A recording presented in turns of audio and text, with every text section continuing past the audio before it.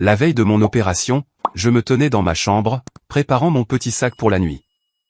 Mon téléphone était sur haut-parleur à côté de moi, et la voix de Vanessa emplissait la pièce comme un vent glacial et tranchant. Elle avait l'air agacée dès le début. « Annule, c'est tout ?» a-t-elle dit, comme si c'était la chose la plus simple au monde. « J'ai déjà payé mon voyage entre filles. Tu peux garder les enfants. Ce n'est pas si grave. » J'ai marqué une pause, mes chaussettes à la main. « Vanessa, je ne peux pas reporter à nouveau. Le médecin a dit que c'était important. » Elle a soupiré bruyamment. « Tu dramatises. C'est une intervention de routine. Mes enfants n'ont personne d'autre. Tu le sais. » Son ton me transperçait. Ce n'était pas la première fois qu'elle traitait ma vie comme quelque chose qu'elle pouvait réorganiser à sa convenance. « J'attends depuis des mois, » ai-je dit doucement. « Physiquement, je ne peux pas annuler. » Elle n'a même pas fait semblant de s'en soucier. « Si tu aimais vraiment cette famille, tu prendrais tes responsabilités quand on a besoin de toi. » Ma poitrine s'est serrée.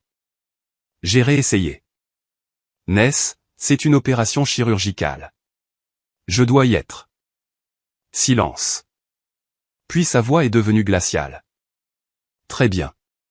Soit tu les gardes, soit ne m'appelle plus jamais famille après-demain. » Elle a raccroché et je suis resté là, à fixer mon sac à moitié fait, sentant quelque chose se briser en moi. Je me suis assise sur le bord de mon lit, le téléphone toujours serré dans ma main, fixant le mur blanc. Ma poitrine était oppressée, et pas seulement par la peur de l'opération. Les mots de Vanessa tournaient en boucle dans ma tête comme un écho cruel. Elle avait toujours fait ça. Me traiter comme le parent de secours, la paire de bras supplémentaires. Je me suis souvenu de toutes les fois où j'avais tout laissé tomber pour elle. M'absenter du travail, annuler des projets, quitter des rendez-vous galants plus tôt, même manquer mes propres rendez-vous de suivi juste parce qu'elle avait besoin d'aide. Mon téléphone a de nouveau vibré. Un message dans la conversation de groupe familial de ma mère, Patricia. Les enfants passent avant tout. Ton intervention peut attendre. Mon estomac s'est noué. J'ai fait défiler la conversation, voyant de vieux messages que j'avais oubliés. Maman me demandant de garder les enfants juste quelques minutes, et ces quelques minutes se transformant en après-midi entiers. Vanessa remerciant tout le monde sauf moi. Plus d'une fois, on m'avait dit d'arrêter de tout ramener à moi. Une boule s'est formée dans ma gorge. Je me suis essuyé les yeux, mais les larmes continuaient de couler. Pas à cause de la douleur dans mon corps, bien qu'elle soit toujours là, mais parce que je voyais enfin la vérité. Ma santé, mon temps, ma vie avait toujours été la chose la plus facile à sacrifier pour eux. Et d'une manière ou d'une autre, j'avais laissé faire. Depuis 4 ans. Le lendemain matin, j'étais assise dans le bureau calme du docteur Alvarez, la lumière vive au-dessus de moi rendant tout net et sérieux.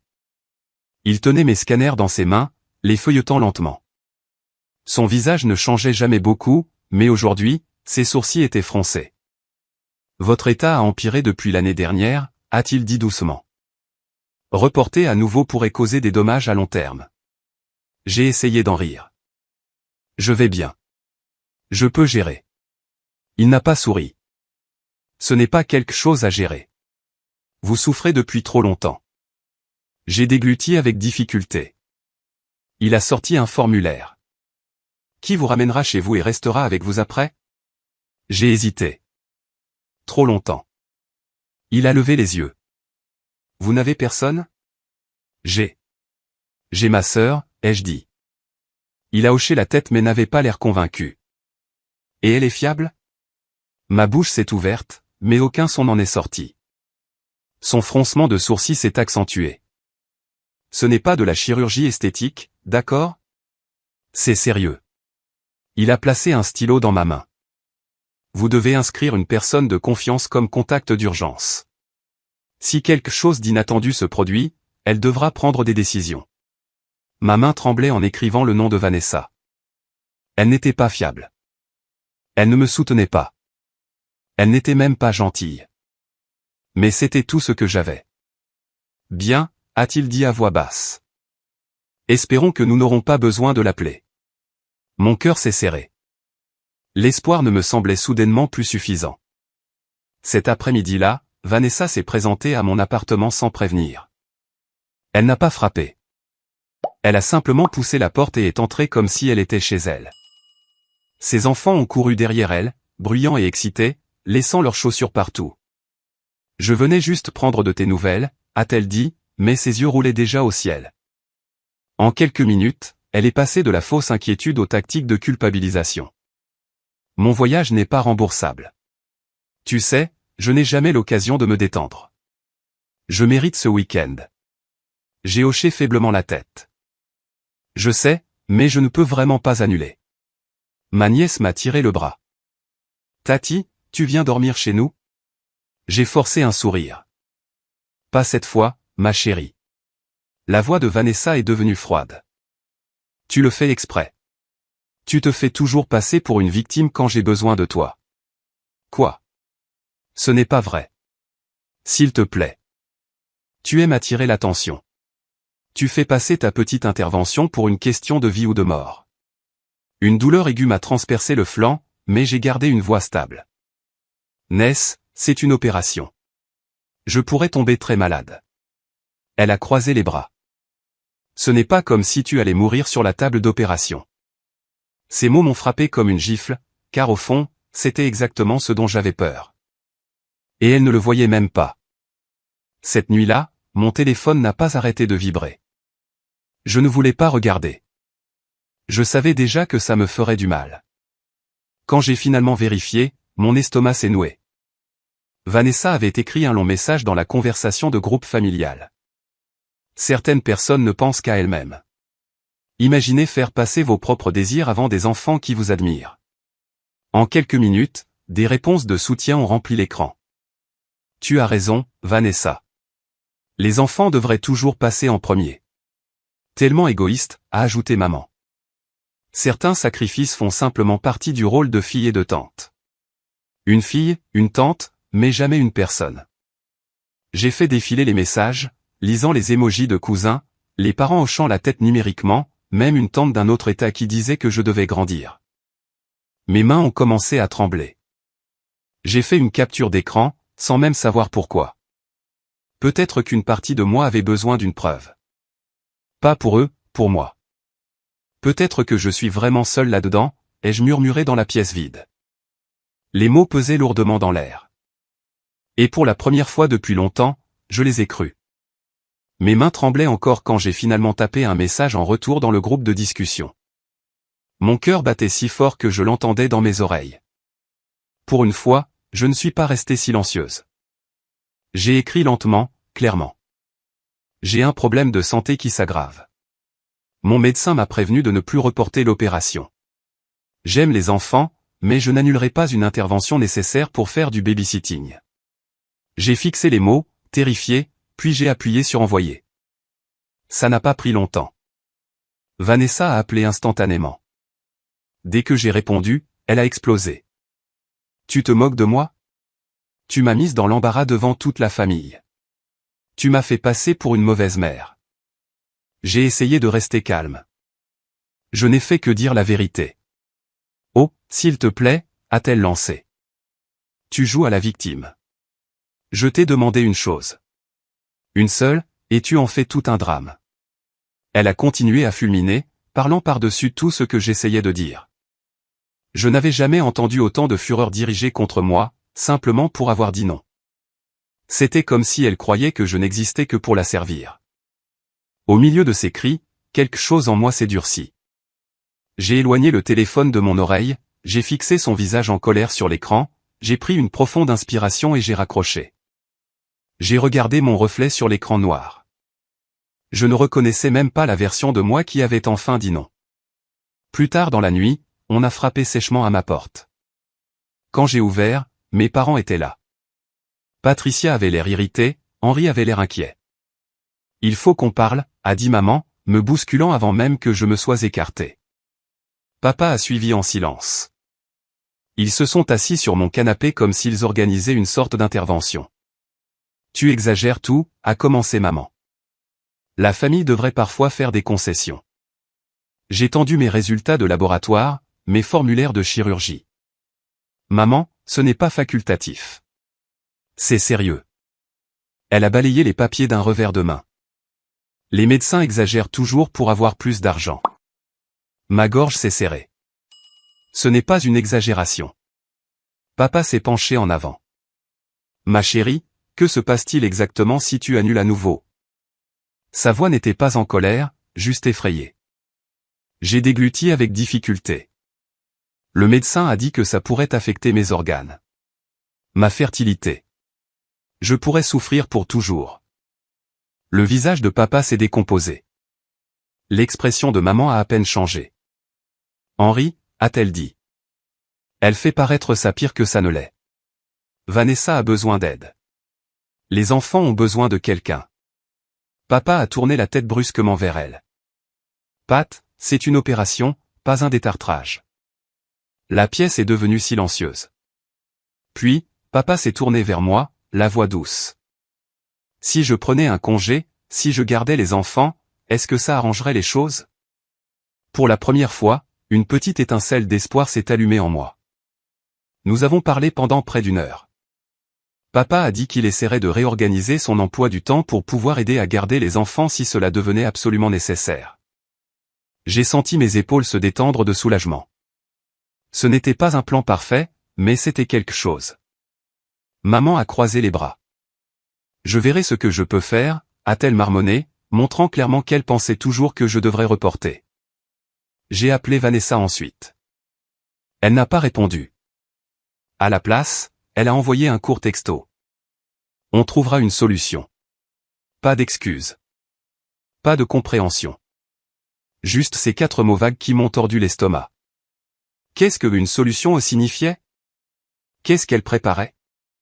J'ai essayé de respirer profondément et de me concentrer à nouveau sur ma valise. Mon sac d'hôpital était ouvert sur le lit, à moitié plein. J'ai plié mon pyjama, mis mon chargeur de téléphone à l'intérieur, puis je me suis assise et j'ai fixé le sac comme s'il pouvait soudainement décider de tout pour moi. L'offre de papa résonnait dans mon esprit.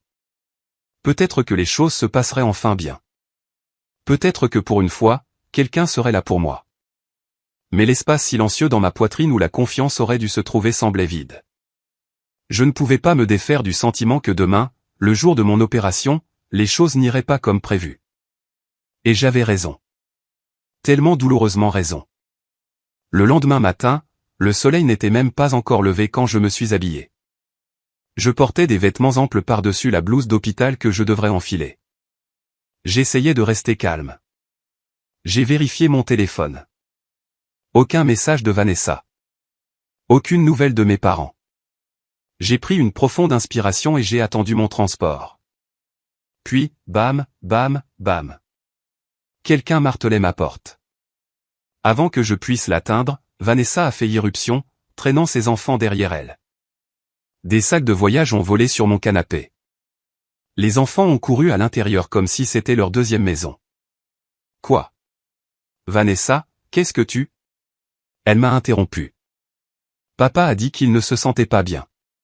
Maman a dit qu'elle ne pouvait pas s'en occuper seule. Donc, c'est toi. Je dois y aller ou je vais rater mon vol. Mon cœur s'est effondré. Je me fais opérer dans moins d'une heure. Elle a haussé les épaules. Appelle l'hôpital et reporte. Ils le font tout le temps. Non, ce n'est pas vrai, ai-je répliqué. Tu sais bien que non. Elle a attrapé son sac à main et s'est dirigée vers la porte. Je ne peux pas gérer ça maintenant. Garde-les juste jusqu'à mon retour. Tu me dois bien ça. Te devoir quoi? Mais elle était déjà dehors. La porte a claqué si fort que le cadre a tremblé et sa voiture a démarré en trombe du parking pendant que je restais figé, une blouse d'hôpital dépassant dessous mes vêtements et 2 petits enfants me regardant, attendant. La panique m'a frappé si vite que je me suis senti étourdi. Mes mains tremblaient en attrapant mon téléphone. J'ai appelé papa, directement sur sa messagerie vocale. J'ai réessayé. Rien. Maman a répondu dès la première sonnerie. Maman. Ness a déposé les enfants ici. Je me fais opérer dans. Je ne peux pas m'en occuper seul, m'a-t-elle coupé. Sois juste raisonnable. Raisonnable? Comme si risquer ma santé était le choix logique. Pendant un instant, j'ai failli le faire. J'ai failli appeler l'hôpital pour annuler. Mon estomac s'est tordu, ma poitrine me faisait mal, et de vieilles habitudes murmuraient que mes besoins n'avaient pas d'importance. Mais alors je me suis souvenu de l'avertissement du docteur Alvarez, du sérieux dans sa voix, de la façon dont il avait dit dommage à long terme. Je ne pouvais pas refaire ça. Je ne le ferai pas. En désespoir de cause, j'ai appelé Myriam, ma voisine et amie. Elle a décroché instantanément. Qu'est-ce qui ne va pas? Je lui ai tout raconté en vitesse. Elle n'a pas hésité. J'arrive tout de suite. Prépare-toi. Tu vas à cet hôpital. Je m'occupe des enfants.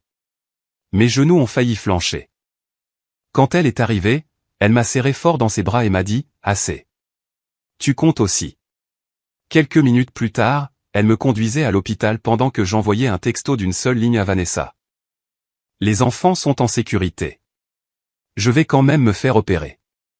Puis j'ai retourné mon téléphone. Et finalement, je me suis choisi. Sur le chemin de l'hôpital, mon téléphone n'arrêtait pas de vibrer, même en mode silencieux. Des notifications s'affichaient sur l'écran. Des messages vocaux de maman, de longs textos de cousins, le nom de Vanessa apparaissant encore et encore. La culpabilité, la pression, la colère.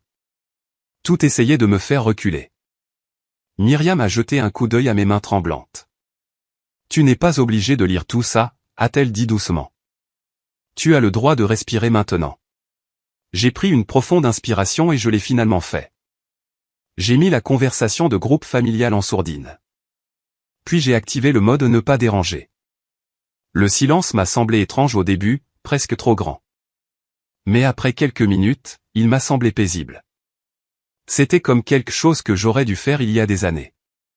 Nous sommes entrés dans le parking de l'hôpital et juste au moment où je détachais ma ceinture de sécurité, une dernière notification s'est glissée. L'aperçu du message de maman. Si quelque chose tourne mal, ne t'attends pas à ce qu'on accourt. Ma gorge s'est serrée, mais Myriam a posé une main sur mon épaule. Ignore-le. Tu ne traverses pas ça seul. Je suis là. Ces mots m'ont ancré. À l'intérieur de l'hôpital, tout s'est enchaîné rapidement. Enregistrement, paperasse, tension artérielle pour la préparation. Mon esprit était confus, mais une chose restait claire. Pour la première fois, je me choisissais, même si ça faisait mal. Dans la salle de préopération, l'air froid me mordait la peau alors que je mettais la blouse d'hôpital. Des machines bipaient doucement et les infirmières se déplaçaient avec des gestes calmes et experts, mais mes mains ne voulaient pas s'arrêter de trembler. Le docteur Alvarez est entré, son expression s'adoucissant en voyant mon visage. Nerveuse, a-t-il demandé. J'ai hoché la tête, incapable de mentir. Il a vérifié mon dossier, puis m'a regardé à nouveau. Une peur normale avant l'opération. J'ai dégluti avec difficulté. Pas exactement. Je lui ai tout raconté sur la dispute pour le babysitting, la conversation de groupe familial, l'embuscade de la dépose des enfants, et à quel point j'avais été proche d'annuler. Pendant que je parlais, sa mâchoire s'est crispée. C'est extrêmement préoccupant, a-t-il dit. On ne devrait jamais vous pousser à retarder quelque chose d'aussi sérieux. Il a revérifié mes contacts d'urgence.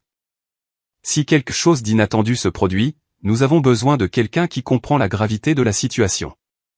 Êtes-vous sûr que votre sœur peut gérer ça? Mon cœur s'est serré.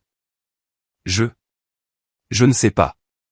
Il a ajouté 2 autres numéros à mon dossier, y compris celui de Myriam.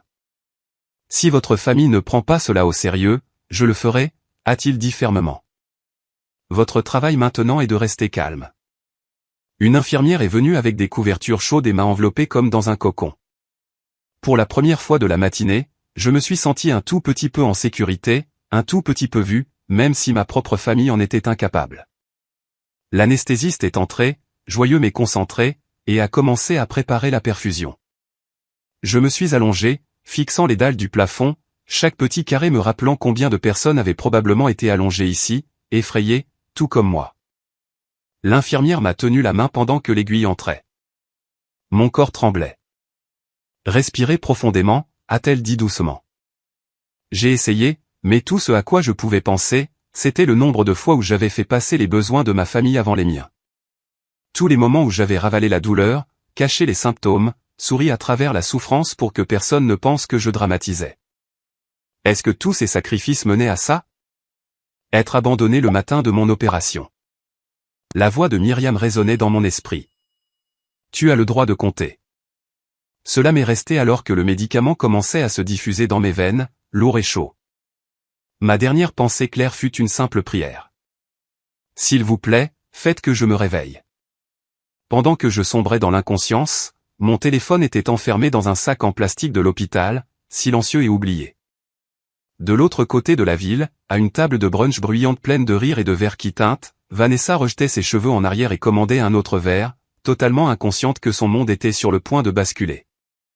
Faisons un saut, juste un instant, dans la matinée de Vanessa. Elle était assise à une table de brunch chic avec ses amis, lunettes de soleil sur le nez, souriante, prétendant que tout dans sa vie était parfait. Son téléphone a vibré sur la table, un numéro inconnu. Elle a levé les yeux au ciel et a répondu « Allô ». Une voix d'homme s'est fait entendre, calme mais sérieuse. Est-ce bien Vanessa Green? Ici le docteur Alvarez. Je vous appelle au sujet de votre sœur qui est actuellement en salle d'opération. Son sourire s'est figé. Quoi? Pourquoi? Elle n'était pas censée y aller, a-t-elle dit. Il l'a interrompu doucement. Il y a eu une complication inattendue. Nous nous en occupons, mais je devais parler à son contact d'urgence. La main de Vanessa tremblait. Ses amis se sont tus, regardant son visage se vider de toute couleur. Quelle complication, a-t-elle murmuré. Le docteur Alvarez a expliqué la gravité de mon état, à quel point les scanners étaient mauvais, à quel point les retards avaient été dangereux. Il a ajouté, elle a mentionné qu'elle avait failli annuler à cause de la pression pour garder des enfants. J'espère que ce n'était pas le cas. Vanessa a fermé les yeux. La culpabilité l'a frappée comme un raz-de-marée. Elle avait autant besoin de cette opération? Oui, a-t-il dit. Êtes-vous en mesure de venir à l'hôpital au cas où des décisions devraient être prises? Toute la tablée la regardait. Vanessa n'a même pas répondu. Elle a juste attrapé son sac et a couru. Vanessa a conduit plus vite qu'elle n'aurait dû, le cœur battant, la respiration saccadée. Chaque feu rouge lui semblait une punition. Chaque mot du médecin rejouait dans sa tête comme un couteau. Elle est arrivée sur le parking de l'hôpital et s'est précipitée à l'intérieur, scrutant chaque pièce, chaque couloir jusqu'à ce qu'elle aperçoive papa assis dans la salle d'attente. Ses coudes reposaient sur ses genoux, ses mains sur son visage. Papa, a-t-elle murmuré. Il a levé les yeux, rouge, le visage fatigué. Oh, a-t-il dit doucement. Tu es là. Quand il s'est levé, la déception a envahi son expression. Il m'a tout raconté, a-t-il dit. Comment as-tu pu la traiter comme ça? Comme une babysitter au lieu de ta sœur. Les lèvres de Vanessa tremblaient. Papa, je ne savais pas, maman disait qu'elle exagérait. Papa a secoué la tête. Ta sœur aurait pu perdre bien plus que sa santé à cause de ses retards. Vanessa a ouvert la bouche, mais aucune excuse n'est sortie. Pas une seule. Ils se sont assis ensemble dans un silence pesant, attendant. Attendant des nouvelles qu'aucun d'eux ne voulait imaginer. Pour la première fois depuis des années, Vanessa a ressenti quelque chose qu'elle ne s'était jamais permis de ressentir auparavant. La peur. Une peur réelle et écrasante. La peur de perdre la sœur qu'elle avait tenue pour acquise toute sa vie. Quand j'ai ouvert les yeux, tout était flou. Des lumières vives, des bips doux, la faible odeur de désinfectant. Mon corps était lourd, comme si je m'enfonçais dans le matelas. J'ai cligné lentement des yeux jusqu'à ce que la pièce devienne nette. Une main tenait la mienne. Rugueuse, familière, chaude. Papa. Il avait la tête baissée, les yeux fermés. Je pouvais l'entendre murmurer quelque chose comme une prière tremblante. Mes lèvres se sont entr'ouvertes. Papa. Il a relevé la tête brusquement. Ma puce, a-t-il soufflé, le soulagement inondant son visage. Dieu merci. Il m'a serré la main comme s'il avait peur de lâcher prise. C'est alors que j'ai remarqué un mouvement dans le coin de la pièce. Vanessa. Elle était assise, recroquevillée sur une chaise, le mascara avait coulé, serrant un dessin froissé. Les crayons de ma nièce formant une image tremblante de Tati à l'hôpital. Elle ne ressemblait en rien à la femme qui avait déposé ses enfants sur mon canapé et était partie en trombe pour un voyage amusant. Elle avait l'air effrayée et honteuse. Quand elle a croisé mon regard, elle a tressailli. « Tu es là ?» ai-je murmuré, la voix cassée. Son visage s'est décomposé. « Je ne savais pas » a-t-elle dit doucement, comme si elle avait peur de parler trop fort. Papa m'a caressé doucement les cheveux. « Nous sommes tous les deux là » a-t-il dit. « Nous ne partons pas. » Pour la première fois depuis des jours, je me sentais en sécurité, mais aussi terriblement exposé, car maintenant il connaissait la vérité. Vanessa s'est levée rapidement et s'est approchée de mon lit. Ses mains tremblaient pendant qu'elle parlait. « Je suis tellement désolée » a-t-elle dit d'un trait. J'étais terrifié quand le médecin a appelé. Je ne savais pas que c'était si grave. Je te jure que je ne savais pas. Elle a continué, les mots sortant rapidement, confus, pleins d'émotion. Je suis ici depuis des heures. Je ne pouvais plus respirer quand il a dit complications. Je n'arrêtais pas de penser, et si quelque chose arrive? Et si je n'ai jamais l'occasion de m'excuser? Sa voix s'est brisée. J'écoutais en silence, mais quelque chose clochait. Pas faux, juste incomplet. Comme si ses excuses visaient plus à soulager sa propre culpabilité qu'à comprendre ma douleur. Je n'ai jamais voulu te mettre en danger, a-t-elle répété.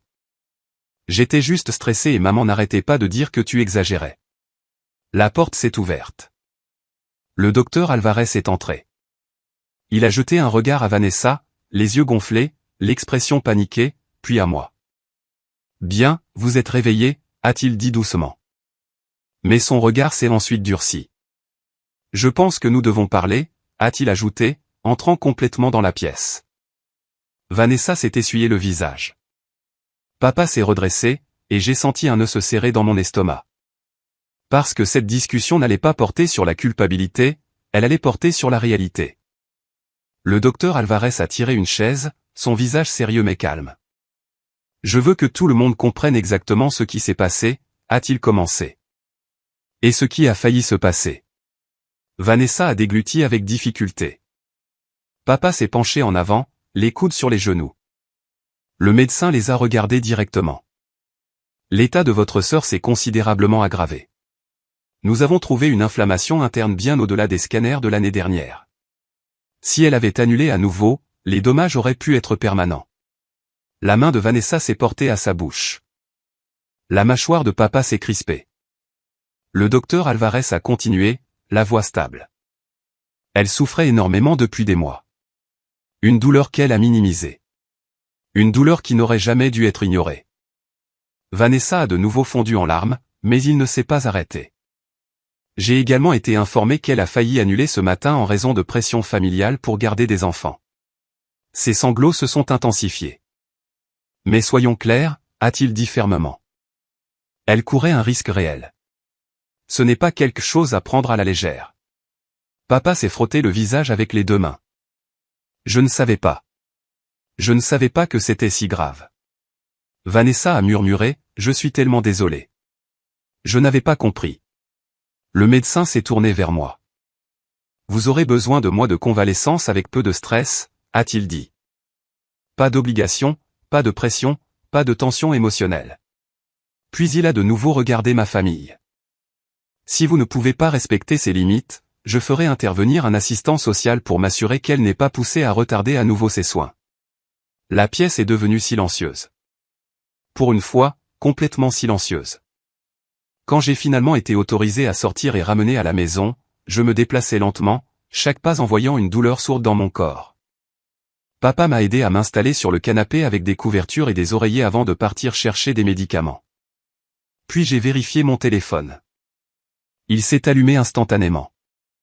Des centaines de messages, de la famille, des cousins, même des voisins, tous demandant ce qui s'était passé. Tous inquiets. Maintenant, ils étaient inquiets.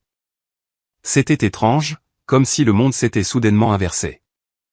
Maman m'a aussi envoyé un message. Concentrons-nous sur la guérison et oublions ce drame. Oublier, comme si oublier effacerait les années de dédain, comme si je pouvais oublier le matin de mon opération. J'ai fixé l'écran vide de la conversation de groupe. Pendant des années, j'étais restée silencieuse, j'avais maintenu la paix, je m'étais faite petite. Mais maintenant, j'en avais fini de me réduire.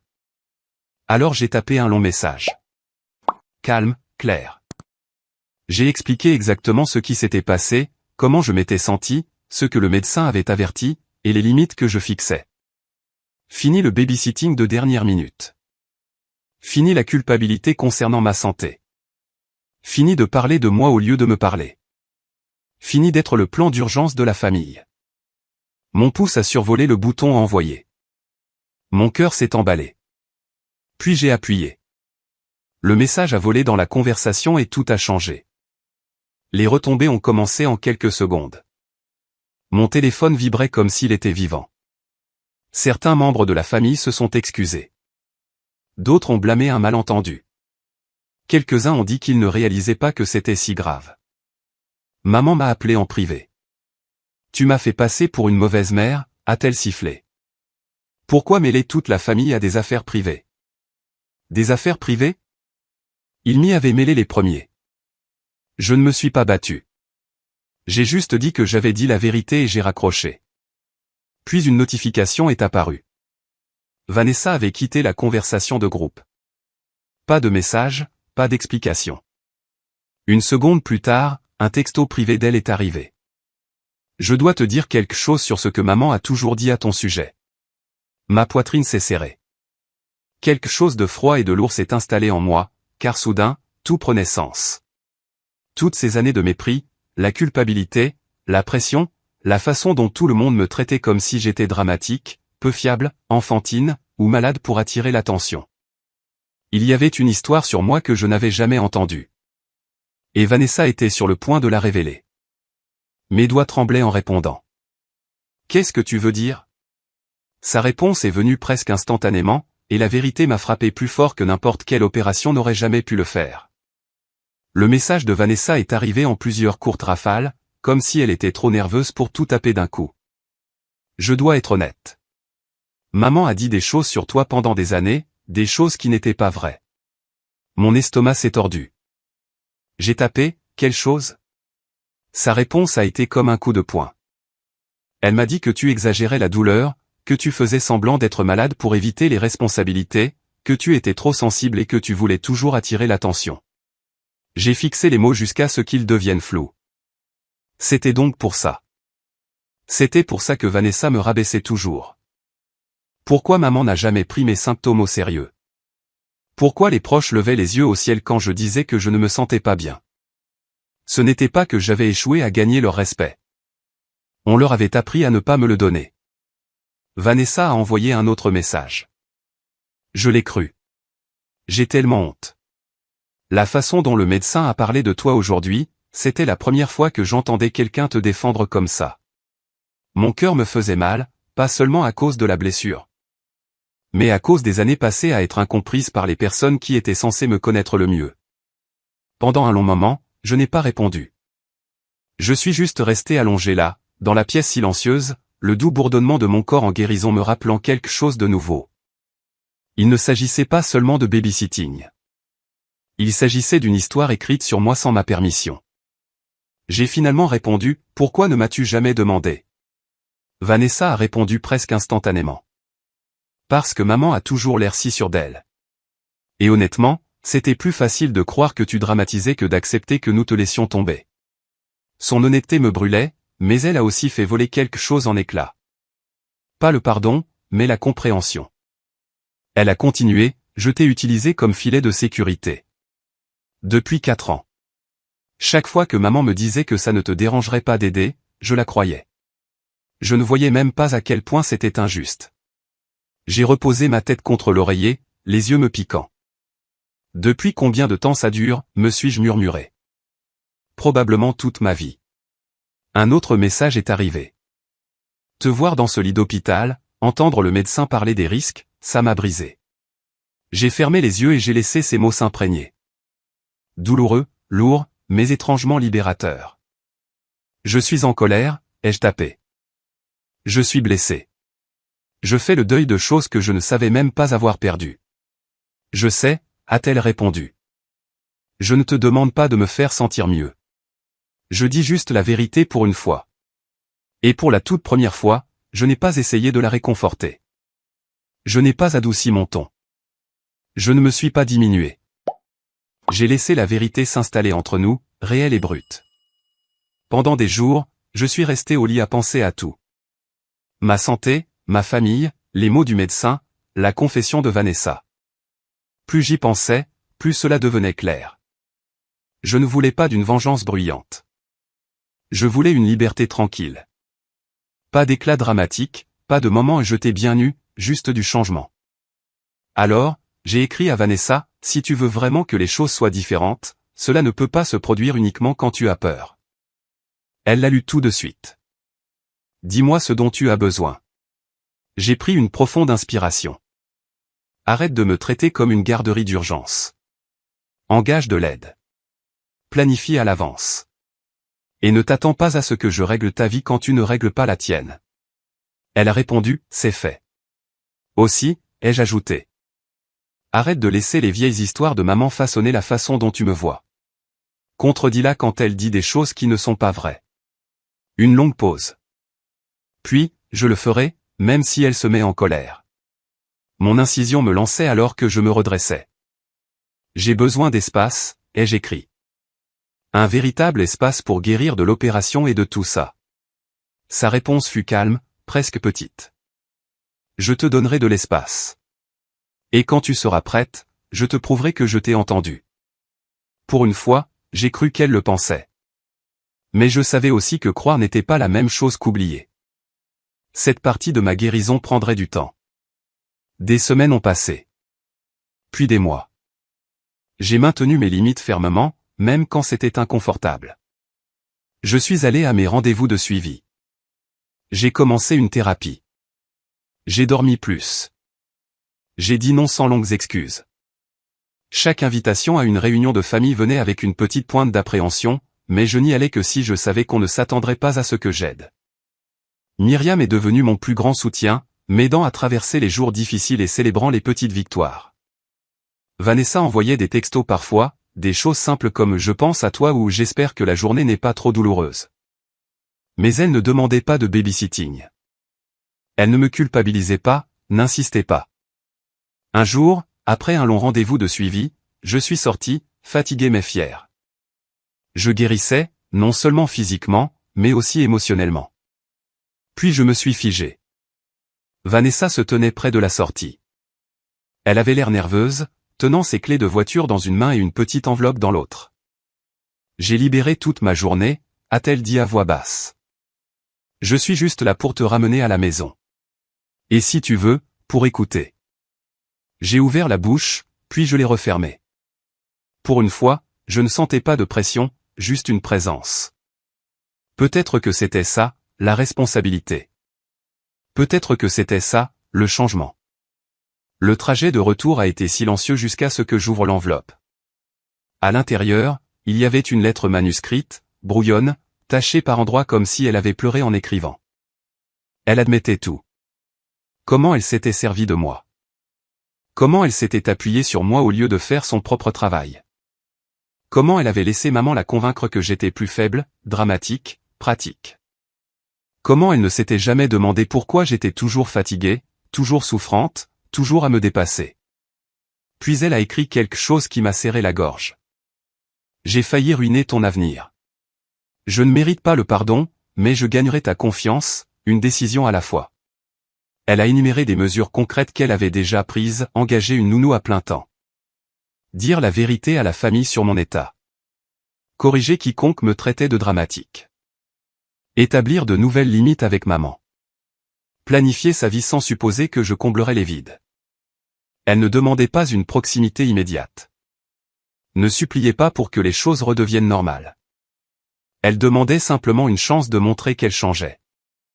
J'ai regardé par la fenêtre, mon cœur battant lentement et régulièrement. Ma vengeance n'était pas de détruire sa vie. C'était de choisir enfin la mienne. J'ai perdu mon rôle de bonne sœur altruiste, ai-je dit doucement. Mais j'ai gagné ma santé, ma voix, et peut-être un jour, une sœur qui me voit vraiment. Et pour la première fois, cela me semblait suffisant.